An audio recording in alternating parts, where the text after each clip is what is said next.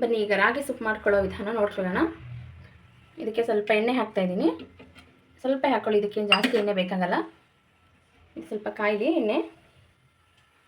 2 ಕಾಳು ಸಾಸಿವೆ ಹಾಕ್ತಾಯಿದ್ದೀನಿ. ಜಾಸ್ತಿ ಏನು ಬೇಡ, 2 ಹಾಕಿದ್ರೆ ಸಾಕು. ಸಾಸಿವೆ ಸಿಡಿದಿದೆ ನೋಡಿರಿ. ಇದಕ್ಕೆ ಈರುಳ್ಳಿ ಹಾಕ್ತಿದ್ದೀನಿ. ಒಂದೇ ಇದು ಕೈಯಲ್ಲಿ ಹಿಡ್ಕೊಂಡು ವಿಡಿಯೋ ಮಾಡೋಕ್ಕೆ ತುಂಬಾ ಕಷ್ಟ, ಹಾಗೆ ಮಾಡ್ತಾಯಿದ್ದೀನಿ. ಇದನ್ನು ಸ್ವಲ್ಪ ಫ್ರೈ ಆಗ್ತದೆ. ಸ್ವಲ್ಪ ಫ್ರೈ ಆಗಿ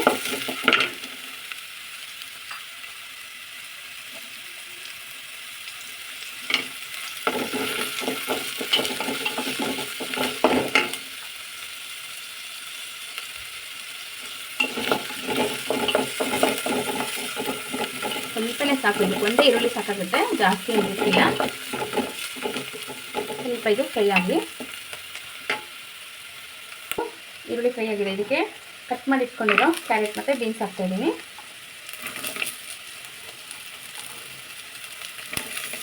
ಈ ರಾಗಿ ಸೊಪ್ಪು ತುಂಬಾ ಆರೋಗ್ಯಕ್ಕೆ ಒಳ್ಳೆಯದು, ಹೇಳೋದೇ ಬೇಕಿಲ್ಲ, ಎಲ್ರಿಗೂ ಗೊತ್ತಿರುತ್ತೆ. ಇದನ್ನು ಶುಗರು ಬಿ ಪಿ ಪೇಷಂಟ್ಗಳಿಗೆಲ್ಲ ಹೆಚ್ಚಾಗಿ ಕೊಡ್ತಾರೆ. ಶುಗರ್ ಬಿ ಪಿ ಪೇಷಂಟ್ ಅಂತಲ್ಲ, ಎಲ್ರಿಗೂ ತುಂಬಾ ಒಳ್ಳೆಯದು ಹೆಲ್ತಿಗೆ.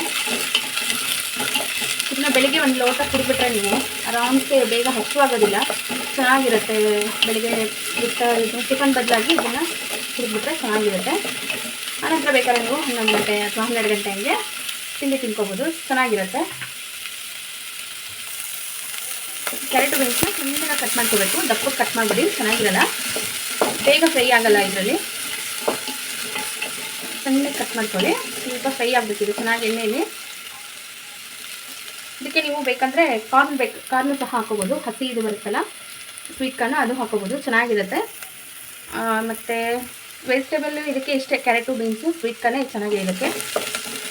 ಸ್ವೀಟ್ ಕಾರ್ನ್ ಇದ್ದರೆ ಹಾಕ್ಕೊಳ್ಳಿ, ಇಲ್ಲಾಂದರೆ ಇಲ್ಲ. ನಮ್ಮ ಮನೇಲಿ ಇರಲಿಲ್ಲ ಇವತ್ತು, ನಾನು ಬರೀ ಕ್ಯಾರೆಟು ಬೀನ್ಸ್ ಅಷ್ಟೇ ಹಾಕಿದ್ದೀನಿ. ಚೆನ್ನಾಗಿ ಸ್ವಲ್ಪ ಫ್ರೈ ಆಗಿ. ಈ ರಾಗಿ ಗಂಜಿ ಎಲ್ಲ ಕುಡಿರ್ತೀರಾ, ರಾಗಿ ಮಾಲ್ಟು, ರಾಗಿ ಗಂಜಿ ಎಲ್ಲ, ಅದು ಮಜ್ಜಿಗೆ ಹಾಕಿ ಮಾಡ್ತಾರಲ್ಲ ಅದು. ಇದೊಂದು ಸ್ವಲ್ಪ ಡಿಫ್ರೆಂಟಾಗಿ ಟೇಸ್ಟು ಚೆನ್ನಾಗಿರುತ್ತೆ.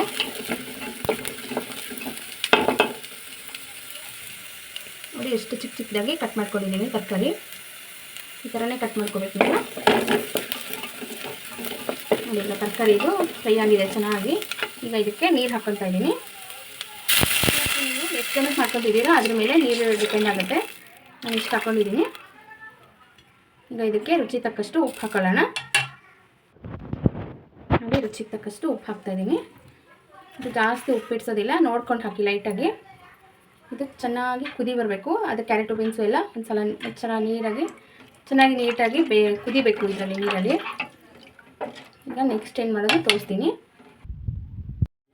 ಈಗ ಇದು ರಾಗಿ ಹಿಟ್ಟು ತೊಗೊಂಡಿದ್ದೀನಿ ಒಂದು ಬೌಲಲ್ಲಿ, ಒಂದು 4ರಿಂದ 5 ಸ್ಪೂನ್ ಇದೆ. ನೀವು ಎಷ್ಟು ಜನ ಇದ್ದೀರಾ ನೋಡಿಕೊಂಡು ಎಷ್ಟು ಬೇಕಷ್ಟು ಅಳತೆ ಪ್ರಮಾಣ ನೋಡ್ಕೊಂಡು ತೊಗೊಳ್ಳಿ. ಇದಕ್ಕೆ ನೀರು ಹಾಕಿ ಚೆನ್ನಾಗಿ ಕಲಿಸ್ಬೇಕು. ಗಂಟು ಒಂದು ಇರಬಾರ್ದು, ಇದಕ್ಕೆ ಗಂಟು ಇಲ್ಲದೆ ಇರೋ ಕಲಿಸ್ಕೋಬೇಕು. ನಾನಿಲ್ಲೊಂದು 4 ಜನಕ್ಕೆ ಆಗೋಷ್ಟು, ಒಂದು 4 ಲೋಟ ಆಗೋಷ್ಟು ರಾಗಿ ಗಂಜಿ ಮಾಡೋದಕ್ಕೆ ಇಷ್ಟು ತೊಗೊಂಡಿದ್ದೀನಿ. ಚೆನ್ನಾಗಿ ಮಿಕ್ಸ್ ಮಾಡಬೇಕು ಇದನ್ನು ಗಂಟು ಇಲ್ಲದೇ. ನೋಡಿ ಈಗ ನೀಟಾಗಿ ಕಲಿಸ್ಕೊಂಡಿದ್ದೀನಿ. ಈ ಥರ ಕಲಿಸ್ಕೊಳ್ಬೇಕು, ಗಂಟು ಇರಬಾರ್ದು ಅಷ್ಟೇ. ಈಗ ಇದನ್ನು ಕುದೀತಾ ಇರೋ ನೀರಿಗೆ ಹಾಕಿ ಕಲಿಸ್ಕೊಳ್ಳೋಣ. ನೋಡಿ ನೀರೆಲ್ಲ ಕುದೀತಾ ಇದೆ. ಇವಾಗ ಇದಕ್ಕೆ ಇದು ಕಲಸಿಟ್ಟಿರೋಂಥ ಹಿಟ್ಟನ್ನು ಇದಕ್ಕೆ ಹಾಕ್ತಿದ್ದೀನಿ. ರಾಗಿ ಹಿಟ್ಟು ಹಾಕಿ ನೀಟಾಗಿ ಕಲಿಸ್ಬೇಕು. ಈ ಥರ ನೀಟಾಗಿ ಕಲಿಸ್ಬೇಕು. ಇದು ಒಂದು 2 ಸೆಕೆಂಡ್ ಚೆನ್ನಾಗಿ ಕುದಿಬೇಕಿದು ರಾಗಿ ಹಿಟ್ಟು ಹಾಕಿದ ಮೇಲೆ. ನೋಡಿ ಈಗಲೇ ಎಷ್ಟು ಚೆನ್ನಾಗಿ ಕಾಣ್ತಾ ಇದೆ ರಾಗಿದು. ಈ ರಾಗಿ ಸೂಪ್ನ ಬಿಸಿಲುಗಾಲದಲ್ಲಿ, ಬೇಸಿಗೆ ಕಾಲದಲ್ಲಿ ತಂಪು, ಇದನ್ನು ಡೈಲಿ ಕುಡಿದ್ರೆ ಇನ್ನೂ ಒಳ್ಳೆಯದು. ಚೆನ್ನಾಗಿ ಕುದಿಬೇಕಿದು. 2 ನಿಮಿಷ ಇದನ್ನು ಕೈ ಆಡಿಸ್ಕೊಂಡಿರ್ಬೇಕು.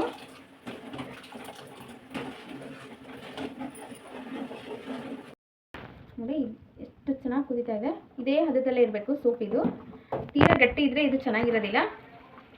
ಇದೇ ಹದದಲ್ಲೇ ಇರಬೇಕಿದು. ಈ ಥರ ಚೆನ್ನಾಗಿ 1 ಸೆಕೆಂಡ್ ಇದನ್ನು ಕುದಿಸ್ಕೋಬೇಕು. ಇವತ್ತಿನ ಈ ರಾಗಿ ಸೂಪು ರೆಸಿಪಿ ವಿಡಿಯೋ ಖಂಡಿತ ನಿಮ್ಗೆ ಇಷ್ಟ ಆಗುತ್ತೆ. ಇಷ್ಟ ಆದಲ್ಲಿ ನನ್ನ ಚಾನೆಲ್ನ ಲೈಕ್ ಮಾಡಿ, ಶೇರ್ ಮಾಡಿ, ಸಬ್ಸ್ಕ್ರೈಬ್ ಮಾಡ್ಕೊಳ್ಳಿ. ತುಂಬ ಜನ ನೋಡ್ತೀರಾ ವೀಡಿಯೋಸು, ತುಂಬ ವ್ಯೂಸ್ ಬರ್ತಾ ಇದೆ, ಬಟ್ ಸಬ್ಸ್ಕ್ರೈಬ್ ಮಾಡ್ಕೊಳ್ಳೋದಿಲ್ಲ, ಲೈಕ್ ಮಾಡೋದಿಲ್ಲ, ಕಮೆಂಟ್ ಮಾಡೋದಿಲ್ಲ. ಪ್ಲೀಸ್ ನನ್ನ ಚಾನೆಲ್ಗೆ ಲೈಕ್ ಮಾಡಿ, ಕಮೆಂಟ್ ಮಾಡಿ. ನಮ್ದು ಏನಾದ್ರು ಮಿಸ್ಟೇಕ್ ಇದ್ದರೆ ಗೊತ್ತಾಗುತ್ತೆ. ಕಮೆಂಟ್ ಮುಖಾಂತರ ಏನಾದರೂ ಮಿಸ್ಟೇಕ್ಸ್ ಇದ್ದರೆ ಹೇಳಿ, ಅಥವಾ ಚೆನ್ನಾಗಿತ್ತು ಚೆನ್ನಾಗಿಲ್ಲ ಏನಾದರೂ ಒಂದು ಹೇಳಿ, ಇಲ್ಲಾಂದರೆ ಗೊತ್ತಾಗೋದಿಲ್ಲ. ಕಮೆಂಟು ಮತ್ತು ಲೈಕ್ ಮಾಡೋದನ್ನು ಮರಿಬೇಡಿ. ಈಗ ನೋಡಿ ಇದು ಆಗಿದೆ. ಇದಕ್ಕೆ ಇನ್ನೊಂದು ಇಂಗ್ರೀಡಿಯೆಂಟ್ ಹಾಕ್ತಿದ್ದೀನಿ ನೋಡಿ. ಸ್ಟವ್ ಆಫ್ ಮಾಡಿದ್ದೀನಿ. ಇದು ಸ್ವಲ್ಪ ಸ್ಟವ್ ಆಫ್ ಮಾಡಿದ್ಮೇಲೆ ಹಾಕಬೇಕು, ಬಿಸಿ ಸ್ಟವ್ ಆನಲ್ಲಿ ಇದ್ದಾಗಲೇ ಹಾಕಬೇಡಿ. ಇದು ಪೆಪ್ಪರ್ ಪೌಡರ್ ಹಾಕ್ತಿದ್ದೀನಿ ಇದಕ್ಕೆ, ಜಜ್ಜಿಟ್ಕೊಂಡಿರೋದು. ಹಾಗೆಯೇ ಒಂದು ಸ್ವಲ್ಪ ನಿಂಬೆಹಣ್ಣು ಹಾಕ್ತಾಯಿದ್ದೀನಿ. ಹುಳಿ ಎಷ್ಟು ಬೇಕು ನೋಡ್ಕೊಂಡು ಹಾಕ್ಕೊಳ್ಳಿ, ಚೆನ್ನಾಗಿರುತ್ತೆ ನಿಂಬೆಹಣ್ಣು ಹಾಕ್ಕೊಂಡ್ರೆ. ಇದನ್ನು ಒಂದು ಸಲ ಈ ಥರ ಮಿಕ್ಸ್ ಮಾಡ್ಕೊಳ್ಳೋಣ. ನಿಂಬೆಹಣ್ಣು ಮತ್ತು ಪೆಪ್ಪರ್ ಕಂಪಲ್ಸರಿ ಹಾಕ್ಕೊಳ್ಳಿ, ಚೆನ್ನಾಗಿರುತ್ತೆ ಟೇಸ್ಟು. ಇದಾಗಿದೆ, ಸರ್ವ್ ಮಾಡ್ಕೊಳ್ಳೋಣ.